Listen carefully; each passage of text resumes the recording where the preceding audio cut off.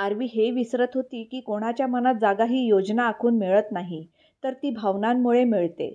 आणि आरवी व रुद्र यांच्यामध्ये लवकरच भावनांचं बीज रुजणार होतं. इकडे रुद्र ऑफिसमध्ये आला होता. तो पृथ्वीमुळे खूपच टेन्शनमध्ये होता. एल्विस, पृथ्वीबद्दल काही माहिती मिळाली का? रुद्रने विचारलं. एल्विस रुद्रसमोर उभा होता. हो सर, पृथ्वी मॅडम त्यांच्या एका फ्रेंडच्या घरी आहेत, एल्विस म्हणाला. हे ऐकून रुद्रला बराच दिलासा मिळाला. ओके, मग तिच्या बॉडीगार्डला सांग, जिथं पृथ्वी आहे तिथे लगेच जा आणि तिला घेऊन लगेच घरी ये. रुद्र म्हणाला. ओके सर, ते तर मी करतो, पण एल्विस बोलता बोलता थांबला. पण काय एल्विस? रुद्रने विचारलं. सर, पृथ्वी मॅडमने ड्रग्ज घेतले आहेत, एल्विस घाबरत म्हणाला. काय? हे ऐकून रुद्र जागेवरून उभा राहिला. हो सर, काल पृथ्वी मॅडम त्यांच्या फ्रेंडसोबत एका क्लबला गेल्या होत्या. तिथं सगळ्यांनी ड्रग्ज घेतले. माझ्या सूत्रानुसार पृथ्वी मॅडमसोबत आणखीन 10 कॉलेजच्या मुलामुलींना ड्रग्ज दिले गेले आहेत, एल्विस म्हणाला. हे ऐकून रुद्रचा राग आणखीन वाढला. त्याने मुठी घट्ट करून जोरात टेबलावर मारलं आणि संतापून ओरडला. बस, एकदा किंग डेव्हिड माझ्या हाती लागला तर सोडणार नाही. सर प्लीज, आता हे महत्त्वाचं नाही. महत्त्वाचं म्हणजे पृथ्वी मॅडम. बॉडीगार्ड्स पाठवण्यापेक्षा तुम्ही स्वतः जाऊन त्यांना आणलेलं बरं, एल्विस म्हणाला. गाडी काढ, आत्ताच निघूया, रुद्र म्हणाला. थोड्याच वेळात रुद्र व एल्विस पृथ्वीला आणण्यासाठी तिची मैत्रीण दिव्याच्या घरी निघाले. दिव्याच्या घरी पोचल्यानंतर रुद्रने पाहिलं, पृथ्वी सर्वात जास्त नशेत होती आणि बेशुद्ध पडली होती. बाकी दिव्या आणि तिच्या फ्रेंड्सकडे पाहता असं वाटत होतं त्यांनी फारच कमी किंवा अगदीच न घेतल्यासारखं होतं. हे पाहून रुद्रला लगेच कळलं की जाणून बुजून पृथ्वीला जास्त डोस देण्यात आला आहे.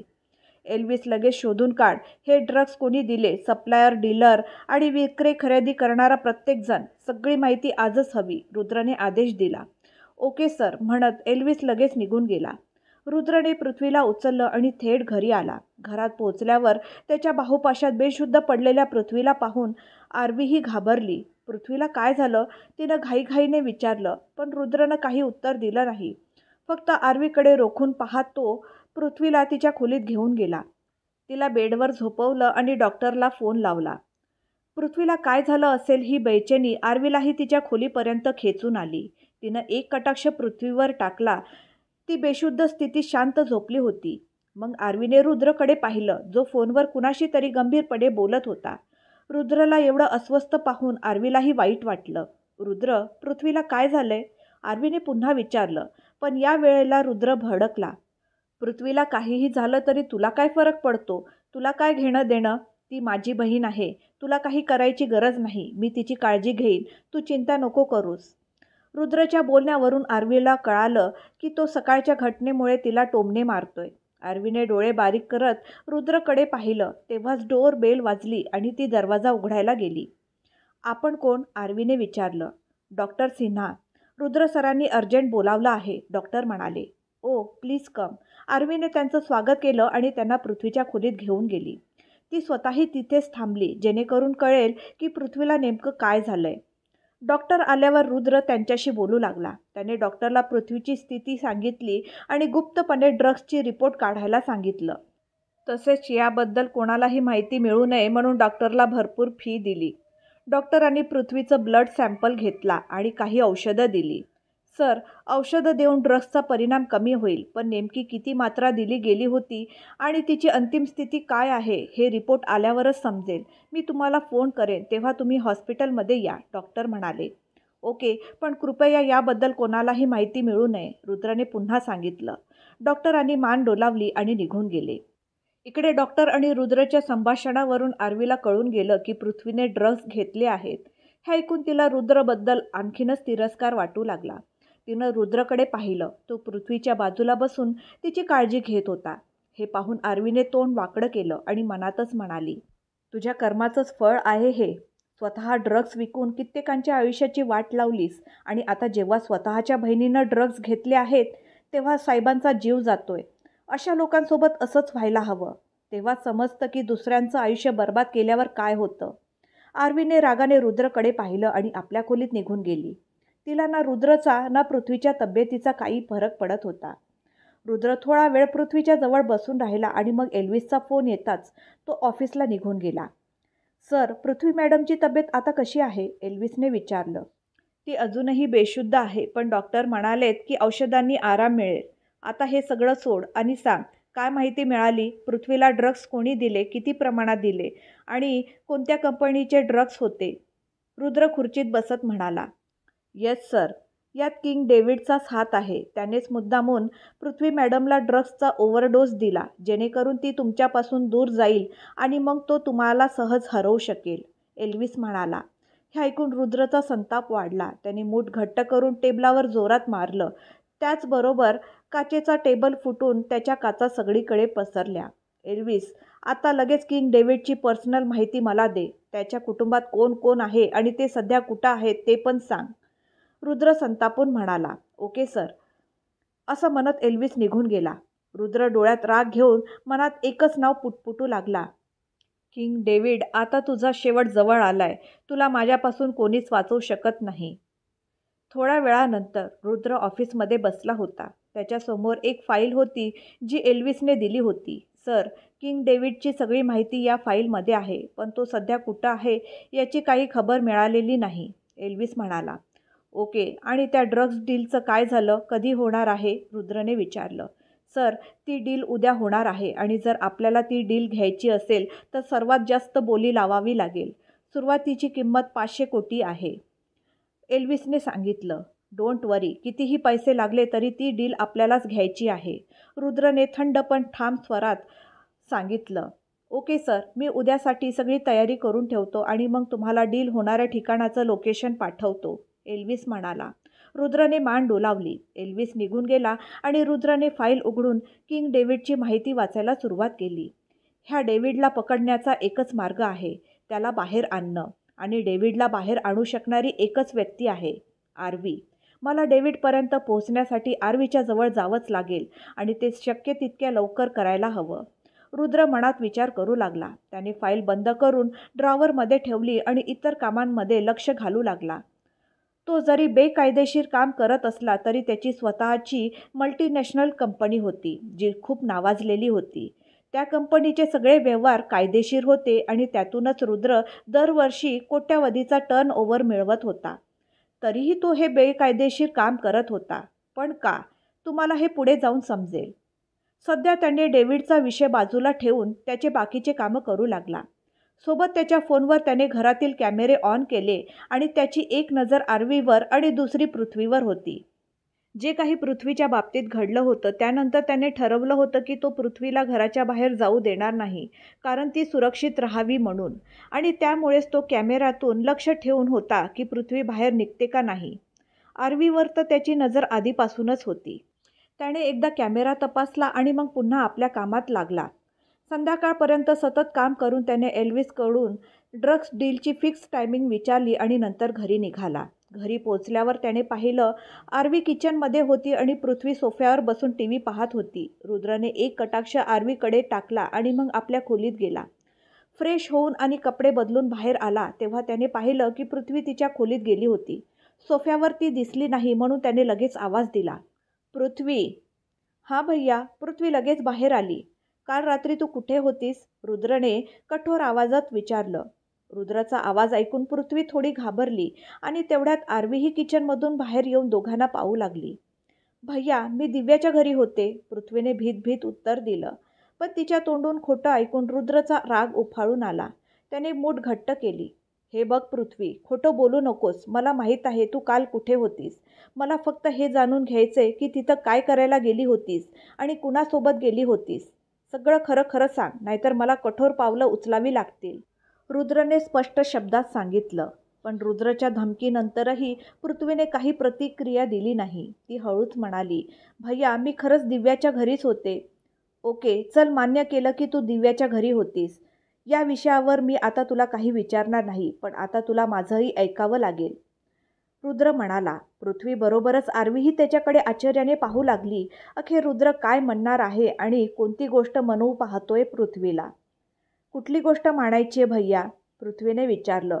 तिच्या चेहऱ्यावर भीती स्पष्ट दिसत होती. रुद्रने एकदा आरवीकडे पाहिलं आणि मग सोफ्यावर बसत म्हणाला, बस एवढंच की आजपासून तू घराच्या बाहेर जाणार नाहीस आणि जर जावं लागलंच तर माझ्यासोबत किंवा आरवीसोबतच जाशील. ना मित्रमैत्रिणींशी संपर्क ठेवशील ना कॉलेजला जाशील. ना मित्रांना भेटशील. तू घरातच राहशील आणि हा माझा शेवटचा निर्णय आहे. काय? पण भैया, पृथ्वी रुद्राच्या निर्णयाने अजिबात खुश नव्हती. पण बिन काही नाही, माझा निर्णय फायनल आहे, रुद्रनेही ठामपणे सांगितलं. त्यावर पृथ्वीचा चेहरा उतरला. वहिनी, तुम्ही तरी भैयाला समजवा ना. जर मी घराबाहेर गेले नाही तर माझं शिक्षण अधुरं राहील. मी परीक्षा कशी पास करणार? पृथ्वीला वाटलं की आरवी रुद्रला समजावू शकेल, म्हणून तिनं तिच्याकडे अपेक्षेने पाहिलं. पण आरवी काही बोलणारच होती, तेवढ्यात मनातच विचार करू लागली, जर मी या दोघांमध्ये काही बोलले तर रुद्रच्या जवळ जाणं माझ्यासाठी अजून कठीण होईल. आधीच रुद्रला पाहिलं की माझा राग हाय मोडवर सुरू होतो आणि जर रागात काही बोलले तर रुद्र मला घरातून बाहेर काढेल. मग माझं टॉप फिमेल ऑफिसर होण्याचं स्वप्न स्वप्नच राहील. त्यापेक्षा बरं होईल की मी काहीच बोलू नये.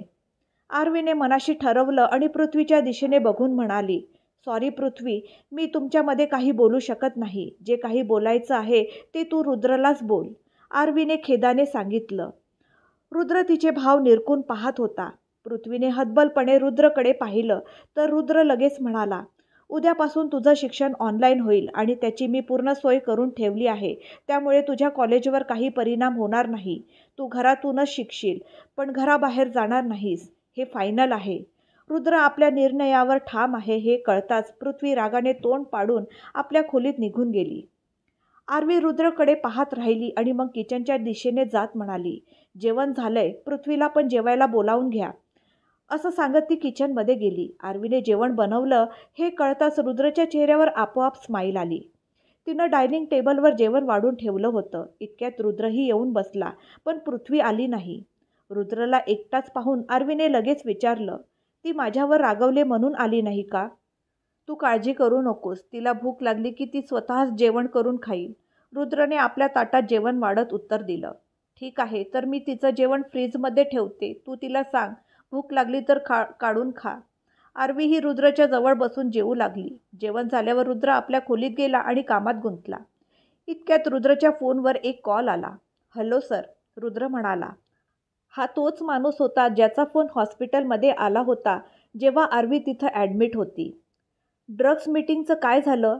सर, उद्या ती मीटिंग आहे आणि मी 100% खात्रीने सांगतो, ड्रग्स डील आपल्यालाच मिळणार आहे, रुद्रने आत्मविश्वासाने सांगितलं. ओके, मग ड्रग्स जुन्या अड्ड्यावर पाठव आणि हो, हे काम इतक्या सफाईने कर की कुणाला काही कळू नये. समोरून सतर्कतेची सूचना आली. हो सर, ते काम मी खूप सावधपणे करीन, रुद्रने विश्वास दिला. ठीक आहे, मग उद्या जुन्या अड्ड्यावर भेटू. ओके सर, आणि मला अजून एक गोष्ट सांगायची आहे, रुद्र लगेच म्हणाला. हो बोल.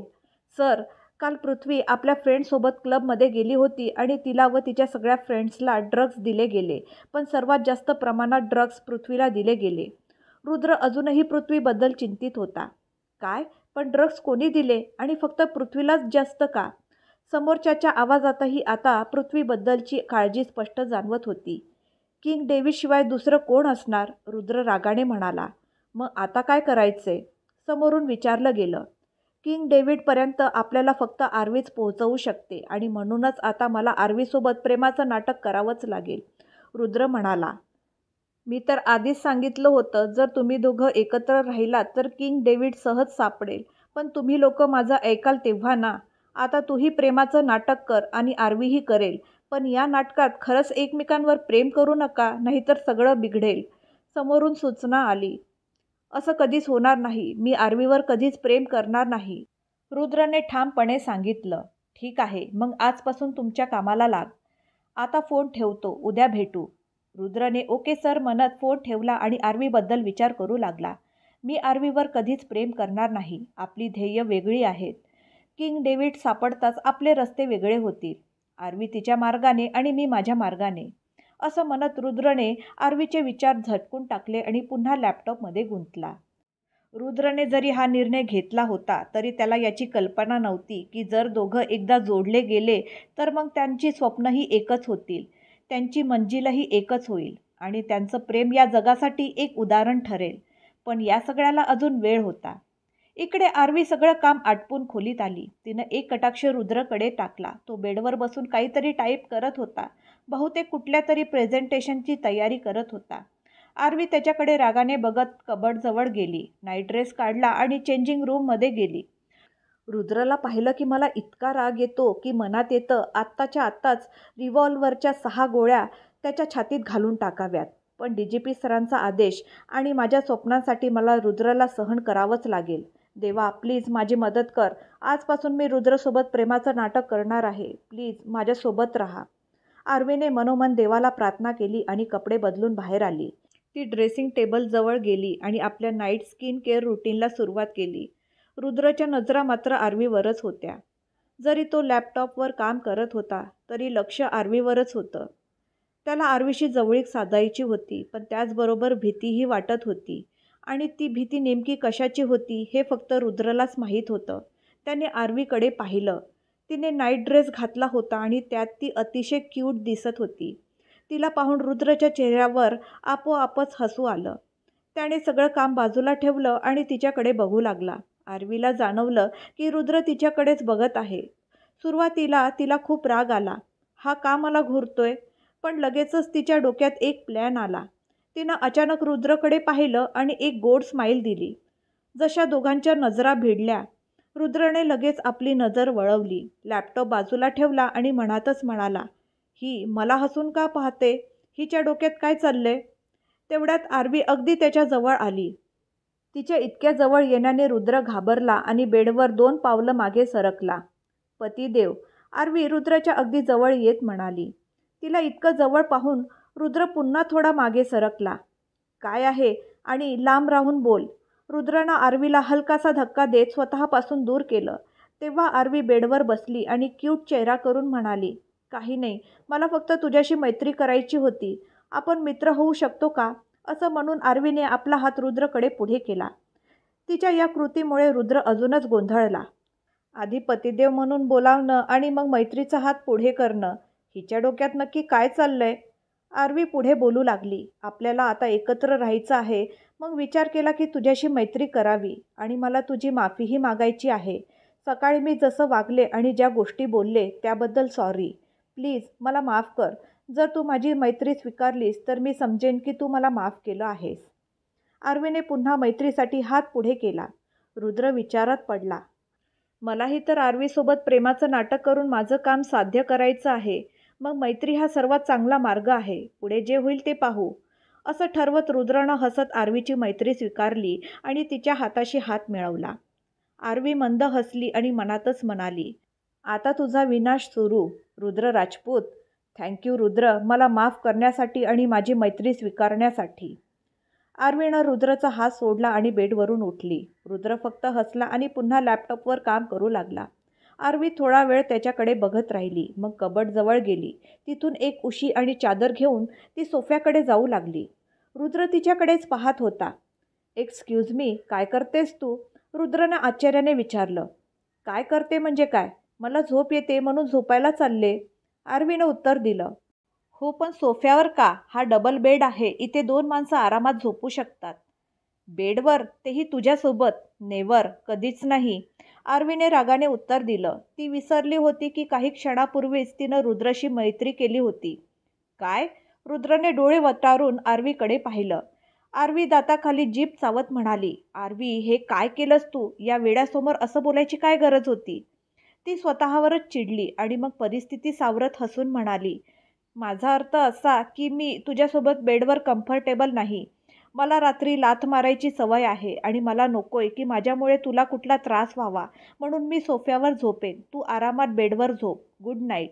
रुद्राच्या उत्तराची वाट न पाहता आर्वी सोफ्यावर जाऊन पडली, जेणेकरून तिला त्याचा जास्त सामना करावा लागू नये. पण रुद्र कुठे हार मानणार होता? वरून ज्या सोफ्यावर आर्वी झोपली होती तो बसण्यालायक होता, झोपण्यासाठी नाही. त्याला काळजी वाटू लागली की आर्वी पूर्ण रात्र इथे कशी झोपेल. त्याने लॅपटॉप बंद केला आणि बेडवरून उठून थेट आर्वीकडे आला. तो काही वेळ तिच्या चेहऱ्याकडे बघत राहिला. आर्वीच्या मिटलेल्या डोळ्यांचा चेहरा आणखीनच आकर्षक आणि सुंदर दिसत होता.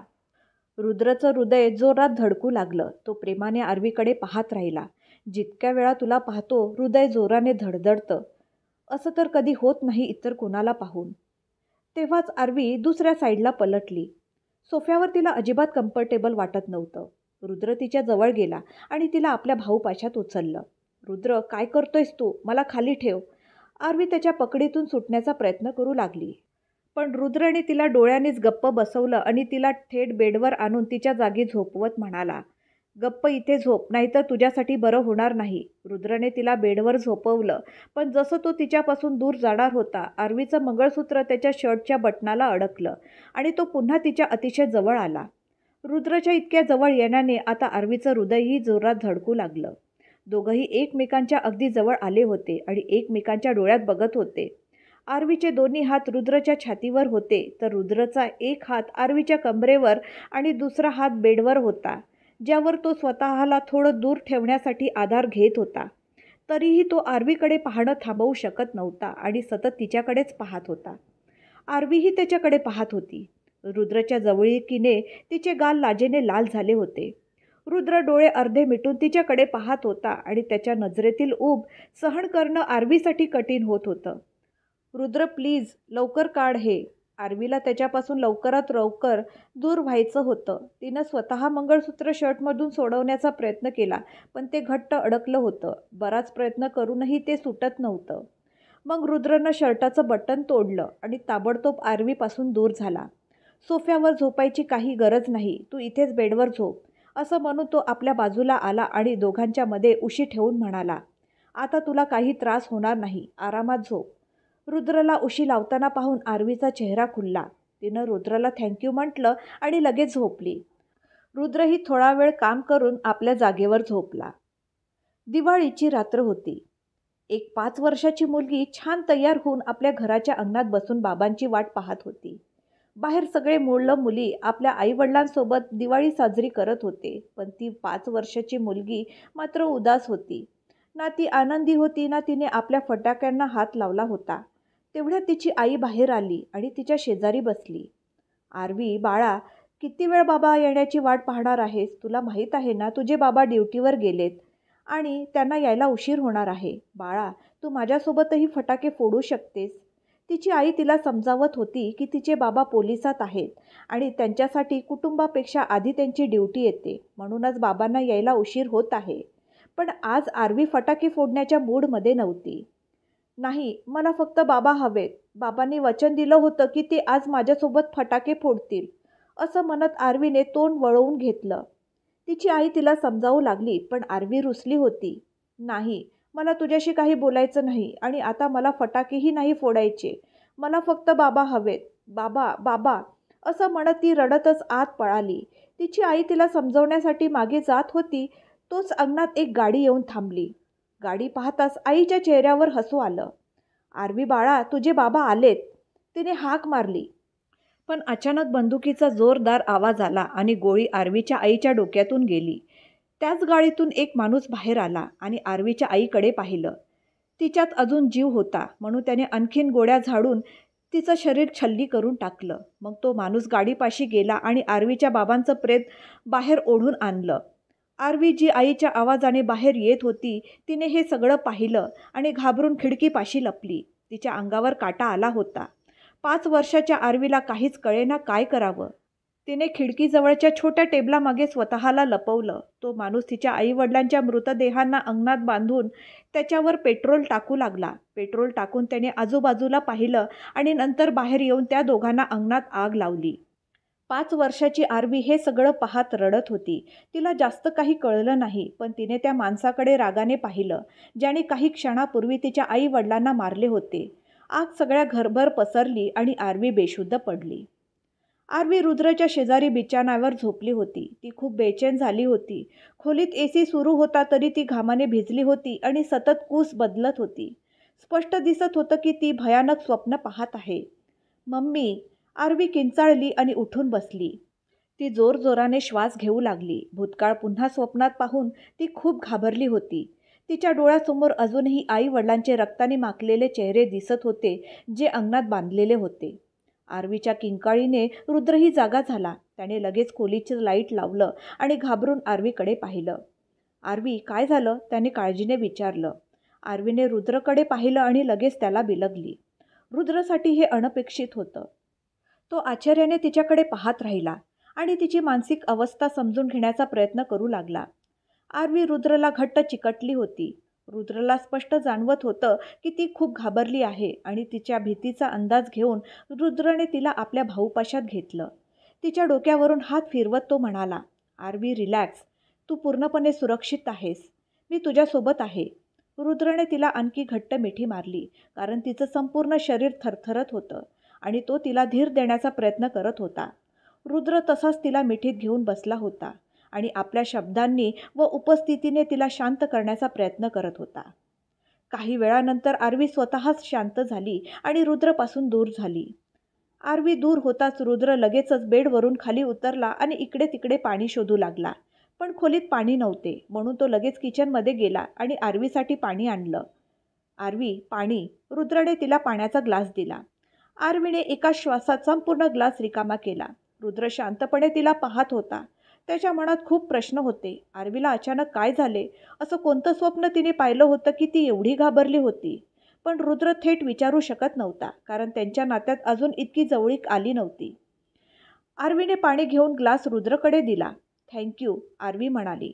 रुद्रने काही उत्तर दिलं नाही. त्याने ग्लास स्टडी टेबलवर ठेवला आणि बेडवर आपल्या जागी जाऊन लाईट बंद करून झोपी गेला. आरवी मात्र खूप वेळ त्याच्याकडे बघत राहिली. तिच्या भूतकाळाच्या आठवणीमुळे तिची झोप उडाली होती. त्यातच रुद्रचं हे प्रेमळ वर्तन तिला गोंधळात टाकत होतं. रुद्रने ज्या पद्धतीने तिला सावरलं, शांत केलं आणि मग पाणी आणून दिलं, या वर्तनामुळे आरवी हळूहळू रुद्रकडे आकर्षित होऊ लागली होती, ज्याचा तिलाही अजून पूर्ण अंदाज नव्हता. पण इथूनच रुद्र तिचं सगळं काही होण्याची सुरुवात झाली होती. आता पाहायचं होतं आरवी आणि रुद्रच्या नात्यात पहिला पुढाकार कोण घेतोय, आणि हे तुम्हाला पुढे समजेलच. भेटूया पुढच्या भागात. Thank you for watching.